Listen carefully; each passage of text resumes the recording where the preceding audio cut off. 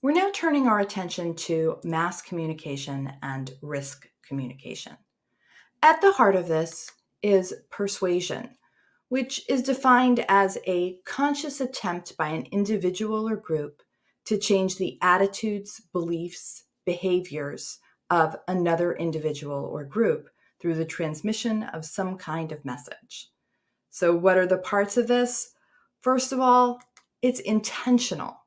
This isn't just sort of an accidental thing. You're really trying to influence people. You're trying to influence one another. And in many ways, people end up influencing themselves. Part of this is also about transmission. So, the medium of the transmission of this information, of this persuasion, can be interpersonal, or it can be through technology or a combination of both. It includes a message, and that message can be cognitive or emotional, and it can involve words, images, sounds, or symbols.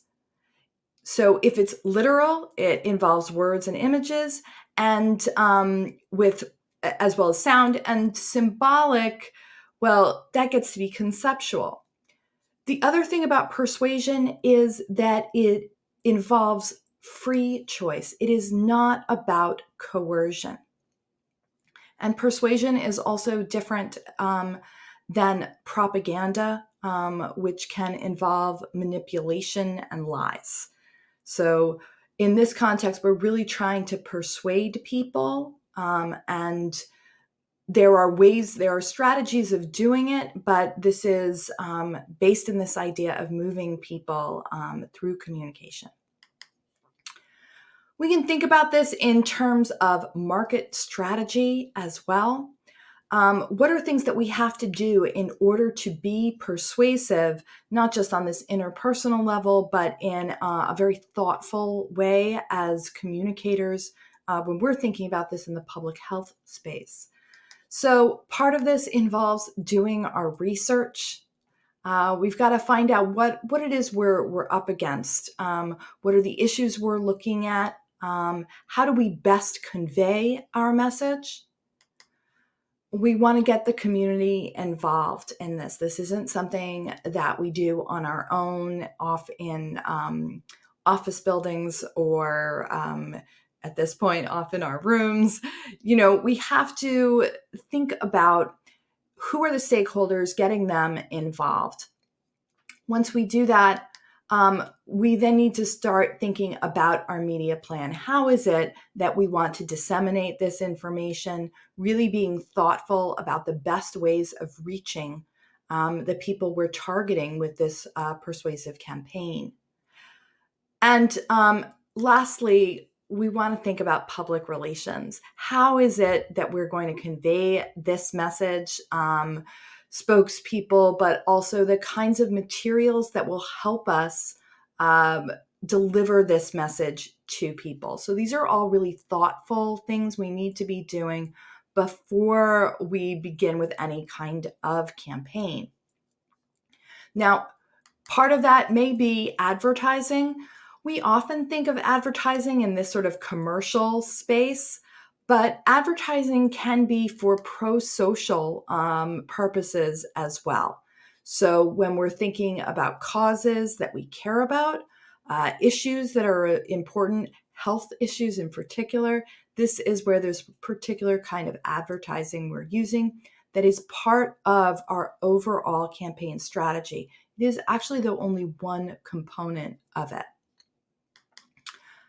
I also want to just talk a little about risk versus crisis communication. These are different kinds of campaigns because basically, although they're similar, there are these differences. So we'll start with risk communication. In risk communication campaigns, we're trying to inform people about potential risks. And these can be health, environmental, world hunger or poverty. And it's these kinds of messages, risk communication is often really at the heart of public health, although clearly at the moment when we're thinking about COVID communication, this takes us into a different space. But a lot of health communication around health behaviors, exercise, diet, those sorts of things really are about long-term kinds of issues. So it's important to remember here that these are not imminent, okay? And they tend to be informational in nature. You're trying to convince people of the importance of behaviors that they can adopt or to minimize risks to themselves or to others.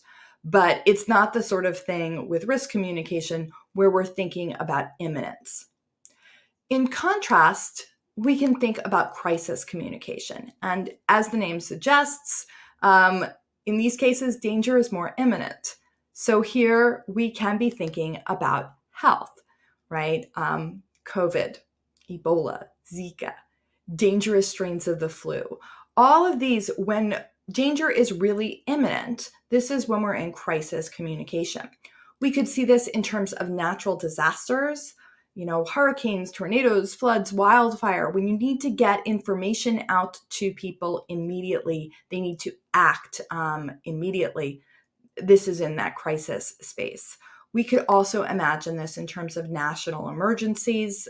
Again, as we've seen, health can be one of those national emergencies as well. Terrorism would be another.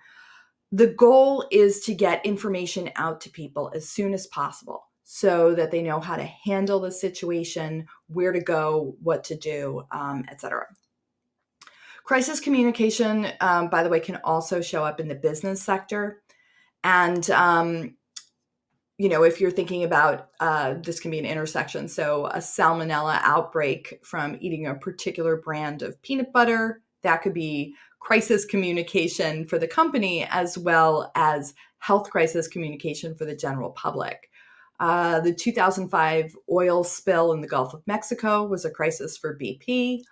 And one of the biggest examples, and actually I think is referenced in And the Band Played On, is the 1982 example with Tylenol, where there was packaging that had been tampered with and capsules had been laced with cyanide. It killed 7 people, and this was a huge crisis for the Tylenol brand and for Johnson & Johnson, the manufacturer. And they needed to respond. So what they did was they actually recalled all of the capsules, something that no one else had done before. They offered refunds and replacements to customers, and they redesigned the packaging and the pills themselves. Along with this, they launched a massive media campaign to make people feel that they were good actors, that they could be trusted. And that's really crisis management in that corporate space. Johnson & Johnson, the way they reacted to this is a kind of great example, and actually literally a textbook example. It's used all the time. So recognizing if you are a good business, you should have a plan for how to deal with crises when things go wrong.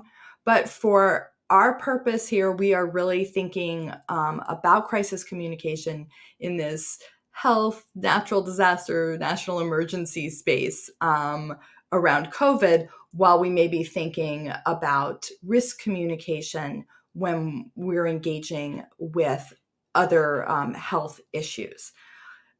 What's important here actually for us to think as well is the way the environment plays into this, because although in many ways we're in a moment where this is a crisis, the way it plays out has been much more around risk.